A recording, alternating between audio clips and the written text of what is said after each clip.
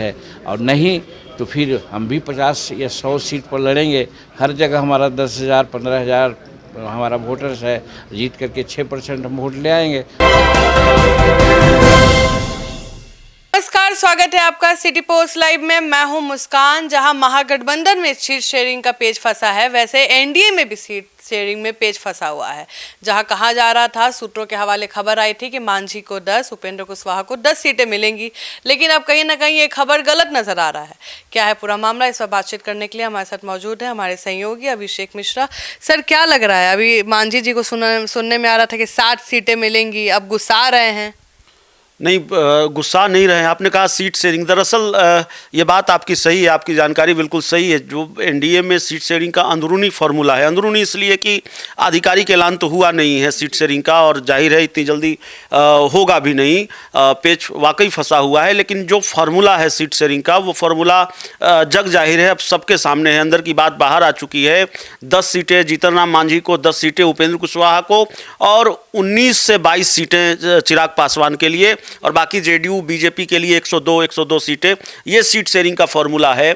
लेकिन अब ऐसा लगता है इस वक्त, जो अब से कुछ मिनट पहले की मैं बात कर रहा हूँ, अब से कुछ मिनट पहले जो बयान सामने आया है जीतन राम मांझी का, या यूं कहें कि जीतन राम मांझी को लेकर जो खबर सामने आई है, दरअसल ऐसा लगता है कि जीतन राम मांझी का सब्र जवाब दे गया है। हो सकता है कि उपेंद्र कुशवाहा और चिराग पासवान का सब्र भी जवाब दे गया हो। ऐसा क्यों कह रहे हैं आप? नहीं, इस जीतन राम मांझी की तरफ से बयान आया है और उन्होंने स्पष्ट कहा है कि अगर एनडीए में सम्मानजनक सीटें नहीं मिली तो उनकी पार्टी अकेले 100 सीटों पर चुनाव लड़ेगी। अब इसको समझना होगा कि जीतन राम मांझी के हिसाब से सम्मानजनक सीटों का फॉर्मूला क्या है, कि कितनी सीटें अगर उनको मिल जाए तो वो समझेंगे कि सम्मानजनक सीटें।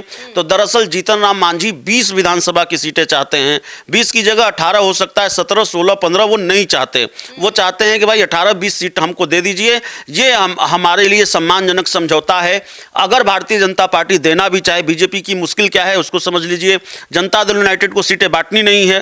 पिछली बार जेडीयू को 122 सीटें मिली थी, जिसमें से जेडीयू ने अपने हिस्से की 7 सीटें जीतन राम मांझी को दी थी। लेकिन इस बार मामला उल्टा है, जेडीयू को अपने हिस्से की कोई सीट नहीं देनी है।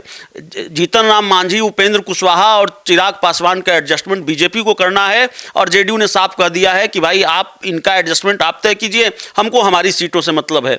तो बीजेपी अगर चाहे भी नीतीश, माफ कीजिएगा, जीतन राम मांझी पर बहुत प्यार लुटाना चाहे, बहुत मेहरबान होना चाहे कि नहीं ठीक है साहब, आप जो मांग रहे हैं हम आपको दे देते हैं, मोदी के असली हनुमान आप ही हैं, तब भी बीजेपी ऐसा नहीं कर सकती। इसलिए नहीं कर सकती क्योंकि चिराग पासवान को वो बिल्कुल गंवारा नहीं होगा कि जीतन राम मांझी को बहुत भाव मिले।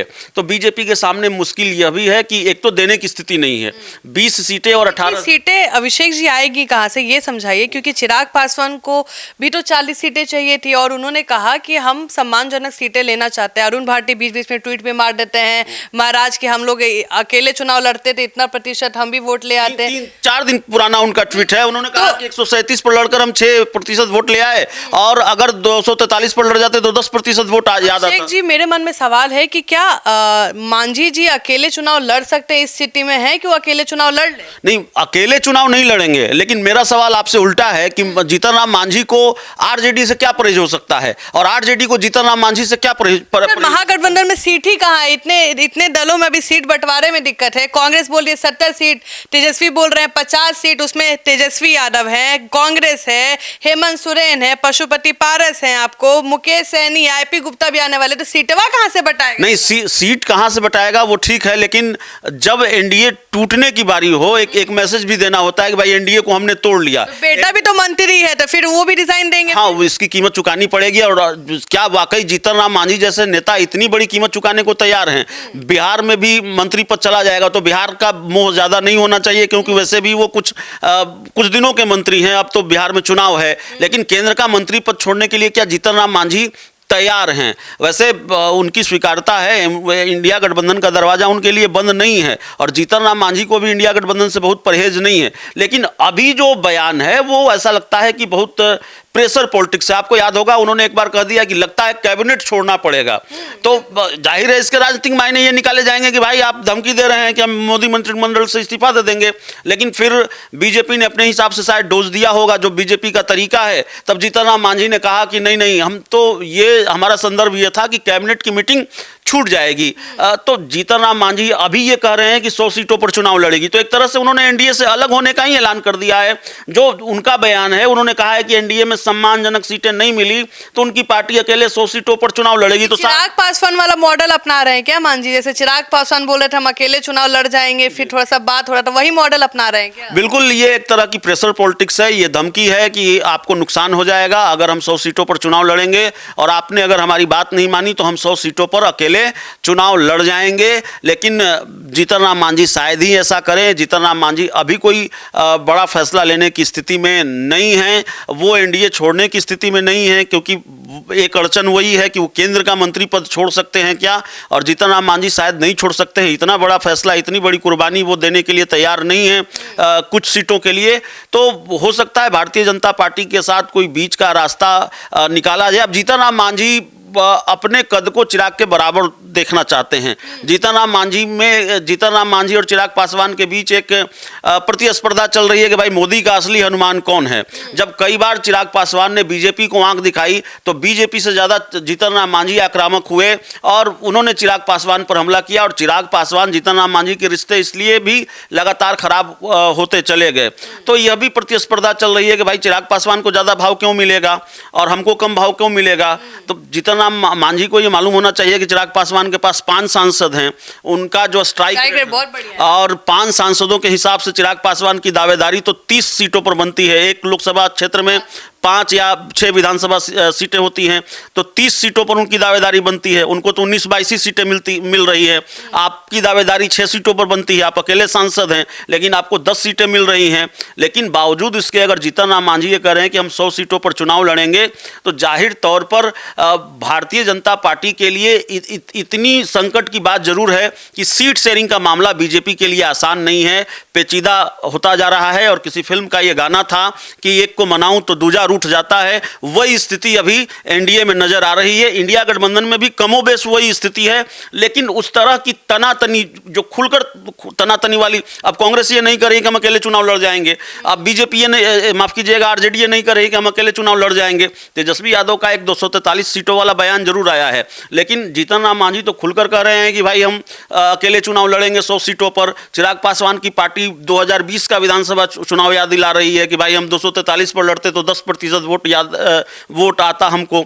तो क्यों, अभी तो एनडीए का हिस्सा हैं, क्यों उनको ये आंकड़ा, ये गणित बताने की जरूरत पड़ रही है? और किसको बता रहे हैं? जेडीयू बीजेपी को बता रहे हैं। तो जाहिर तौर पर एनडीए में स्थिति ठीक नहीं है, और जीतन राम मांझी ने टेंशन बढ़ा दी है। जेपी नड्डा अभी कल ही गए हैं, मीटिंग करके गए हैं, और सीट शेयरिंग की पेचीदगी जाहिर तौर पर सुलझाने की कोशिश हो रही है। और सब्र इसलिए भी जवाब दे रहा है, आप देख रही हैं कि जीतन राम मांझी को ये पता नहीं है कि उनको कितनी सीटें मिलेंगी, कौन सी सीटें मिलेंगी। चिराग पासवान को भी नहीं पता है कि कितनी सीटें मिलेंगी, कौन सी सीटें मिलेंगी। उपेंद्र कुशवाहा को भी नहीं पता है। अभिषेक जी एक मेरी बात सुन लीजिए, उपेंद्र कुशवाहा को भी नहीं पता है कितनी सीटें मिलेंगी, कौन सी सीटें मिलेंगी। लेकिन जनता दल यूनाइटेड को पता है, बीजेपी को पता है। जेडीयू धड़ल्ले से अपने उम्मीदवारों के नाम का ऐलान कर रही है बिना सीट शेयरिंग के। बक्सर के राजपुर से पूर्व मंत्री संतोष निराला लड़ेंगे, केसरिया से शालिनी मिश्रा लड़ेंगी, और भारतीय जनता पार्टी ने भी जवाब में अपने उम्मीदवार की घोषणा कर दी। भाई विधायक हैं पश्चिमी चंपारण से या पूर्वी चंपारण से, मुझे ठीक से सीट याद नहीं आ रहा, प्रमोद कुमार जो मंत्री भी रहे हैं वो चुनाव लड़ेंगे। तो इस तरह की घोषणा हो रही है। जीतन राम मांझी से जब पूछा गया था अभिषेक जी कि आपने कहा था कि आप अकेले भी चुनाव लड़ सकते हैं, पहले भी ऐसे बयान देते नजर आए थे, लेकिन मांझी जी का कहना था कि हम अपने कार्यकर्ताओं का मनोबल बढ़ाने के लिए भी कई बार बोल देते हैं। तो इस बयान को सीरियस लेगी बीजेपी? अब भारतीय जनता पार्टी और जनता दल यूनाइटेड ने कभी भी उनके बयानों को सीरियस नहीं लिया है, और जब वो इंडिया गठबंधन के साथ थे तो तेजस्वी यादव ने भी कभी उनकी डिमांड या उनके बयानों को सीरियसली नहीं लिया है।